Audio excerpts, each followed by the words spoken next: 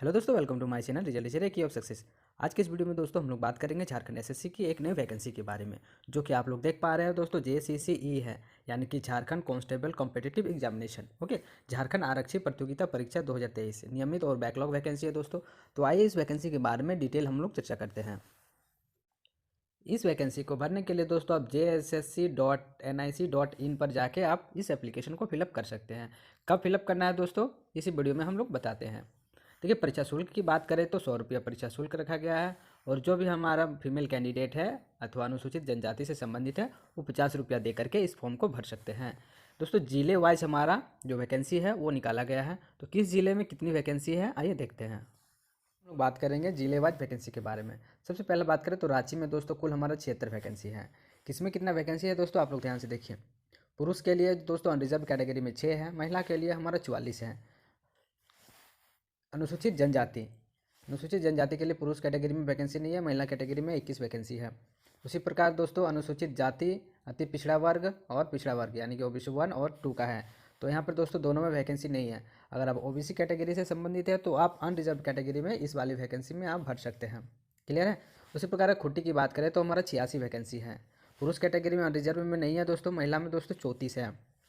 अनुसूचित जनजाति में 5 है पुरुष कैटेगरी में, महिला कैटेगरी में 34 है। उसी प्रकार आप लोग देख पा रहे हैं अनुसूचित जाति में 1 है और महिला के लिए 3 है। ठीक है।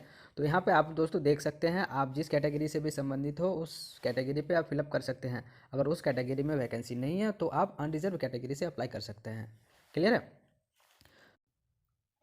उसी प्रकार से गुमला में 12 वैकेंसी हैं, हजारीबाग में 212 वैकेंसी हैं, कोडरमा में 42 वैकेंसी है, चतरा में 50 वैकेंसी है, गिरिडीह में दोस्तों 452।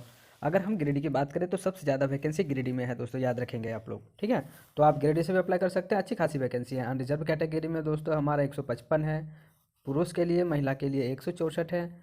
ओबीसी में दोस्तों महिला के लिए आपका है, पुरुष के लिए नहीं है।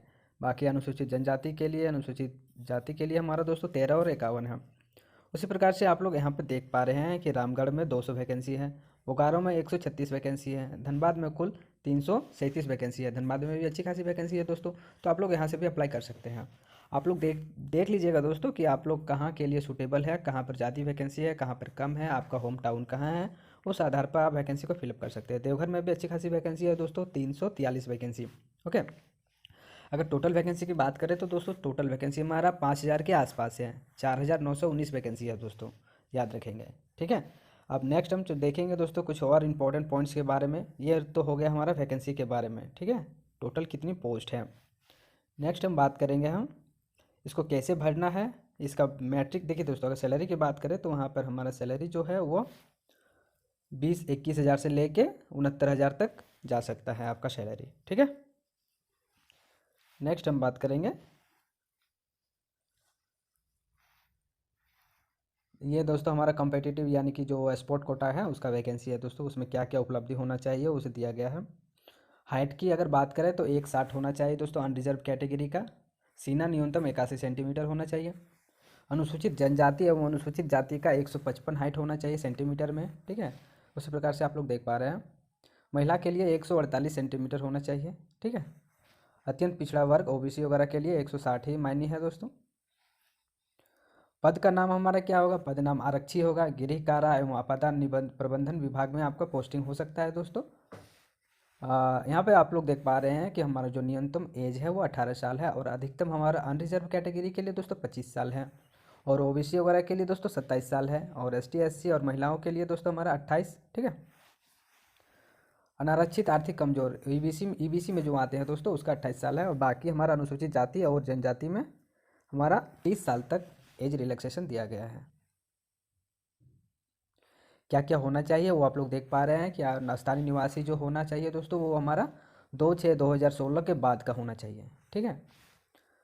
मैं अनुमंडल पदाधिकारी के स्तर से इतना तथा इसके पश्चात निर्गत स्थानीय निवासी मान्य होगा, जिसका प्रमाण पत्र आप लोग इसको देख लीजिएगा दोस्तों कि कब से कब तक का हमारा वैलिडिटी है। जैसे कि अंचल अधिकारी ब्लॉक लेवल की बात करें तो हमारा 19/7/2019 के बाद का होना चाहिए, और एसडीओ लेवल की बात करें तो वो हमारा 2/6/2016 के बाद का भी होगा तो हमारा चलेगा। ठीक है। उसी प्रकार के दोस्तों जाति प्रमाण पत्र का जो भी वैलिडेशन है इसको आप देख लीजिएगा दोस्तों कि किस डेट तक का हमारा वैलिड होगा, किस डेट तक का नहीं होगा। 25/2/2019 के बाद का अगर हमारा SDO लेवल का है तो वैलिड होगा दोस्तों। बाकी हमारा करंट अगर नहीं है तो हमारा करंट हमारा चाहिए 10/5/2023 के बाद का होना चाहिए, अगर हमारा वो ब्लॉक लेवल का है तो। ठीक है। आवेदन भरने के पूर्व दोस्तों अभ्यर्थी विज्ञापन एवं विवरणिका को डाउनलोड कर ले, यानी कि नोटिफिकेशन को डाउनलोड कर लीजिए, उसको अच्छे से रिवाइज कर लीजिए, पढ़ लीजिए, उसके बाद आप फिलअप कर सकते हैं। ठीक है। ध्यानपूर्वक पढ़कर आवेदन भरने के पूर्व अभ्यर्थी यह सुनिश्चित कर ले कि प्रमाण पत्र आवेदन हेतु आवश्यक उसके पास उपलब्ध है। जो भी दोस्तों आवश्यक डाटा है जैसे कि मैट्रिक, इंटर वगैरह सारा डॉक्यूमेंट को लेकर के साथ में रख करके आप आवेदन कर सकते हैं। ठीक है।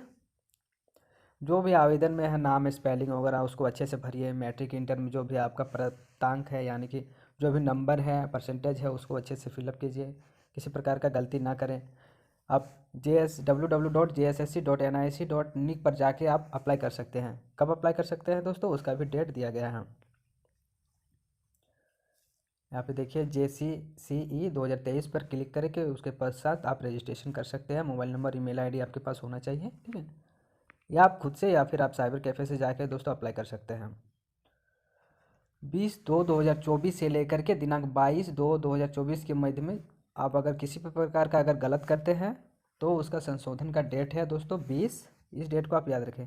अगर भरने के टाइम मान लेते हैं किसी प्रकार गलती हो जाए तो उसको आप सुधार सकते हैं बाद में, लेकिन ज़्यादातर उम्मीद रखिएगा दोस्तों कि गलती ना हो। कोशिश कीजिएगा कि फॉर्म भरने के टाइम में किसी भी प्रकार का मिस्टेक्स ना हो। रजिस्ट्रेशन करने तथा सूचना दर्ज करने हेतु 15 जनवरी 2024 15 जनवरी 2024 से दोस्तों आप रजिस्ट्रेशन स्टार्ट कर सकते हैं। ठीक है। जो कि हमारा दोस्तों 14 फरवरी 2024 तक चलेगा, लगभग 1 महीना का टाइम है। तो आप कोशिश करें दोस्तों जनवरी मंथ में ही इस फॉर्म को अप्लाई करते हैं। ठीक है। परीक्षा शुल्क जमा करने का दोस्तों 16 फरवरी तक का लास्ट डेट है। ठीक है। और फोटो और हस्ताक्षर अपलोड करने का लास्ट डेट 18 फरवरी है। क्लियर है। तो इम्पोर्टेंट पॉइंट के बारे में बात करेंगे। परीक्षा का स्वरूप क्या होगा। परीक्षा का स्वरूप एवं पाठ्यक्रम। परीक्षा निम्नलिखित 3 चरणों में लिया जाएगा। पहला दोस्तों हमारा फिजिकल, फिर हमारा मेडिकल, फिर हमारा रिटन एग्जाम होगा। क्लियर है। लिखित परीक्षा दोस्तों ऑफलाइन होगा। OMR सीट पर हमारा लिखित परीक्षा लिया जाएगा। ठीक है।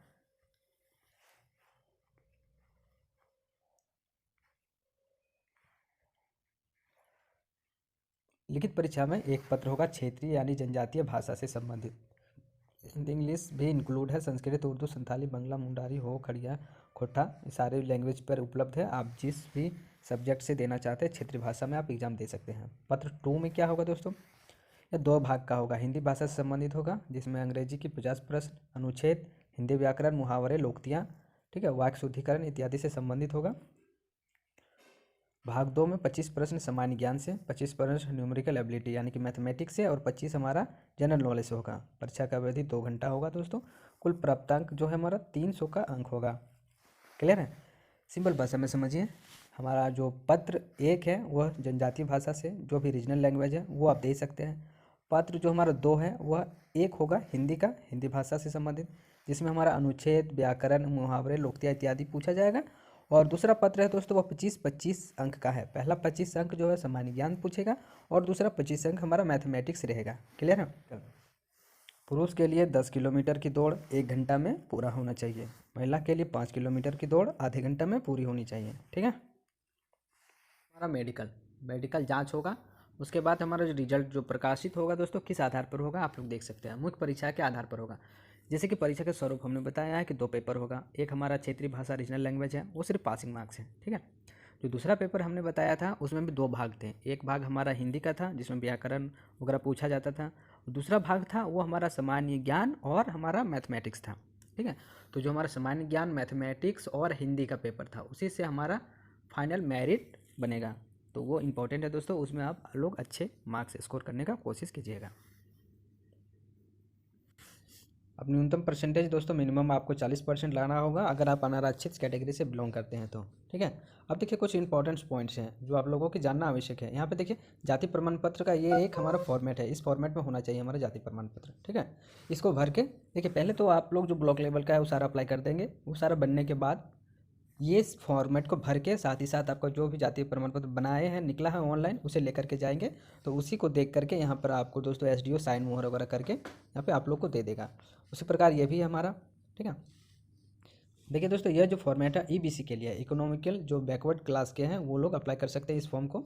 ठीक है, ये देखिए हमारा है स्थानीय निवासी, ये स्थानीय निवासी प्रमाण पत्र है, इसे आप लोग भर के ऑनलाइन जो हमारा निकलेगा उसके साथ ही इसको लेकर के जाना है और साइन मोहर हमारा एसडीओ पदाधिकारी से करवा लेना है। ठीक है, नेक्स्ट दोस्तों सिलेबस, जो कि मोस्ट इंपॉर्टेंट है। क्षेत्रीय भाषा का जो सिलेबस है वो इस प्रकार से है। हिंदी का सिलेबस ये रहा दोस्तों, आप लोग देख लीजिए अच्छे से। अगर आप लोग हिंदी अप्लाई करेंगे तो कुरमाली का ये रहा, हो का ये है, खोट्टा का सिलेबस ये है, छोटा छोटा सिलेबस है दोस्तों। तो आप लोग क्षेत्रीय लैंग्वेज रखेंगे तो ज़्यादा अच्छा होगा। ठीक है, मुंडारी, खड़िया, उड़िया, सारे आप लोग क्षेत्रीय लैंग्वेज को आप लोग देख लीजिए और अच्छे से तैयारी कीजिए। इंग्लिश का ये है।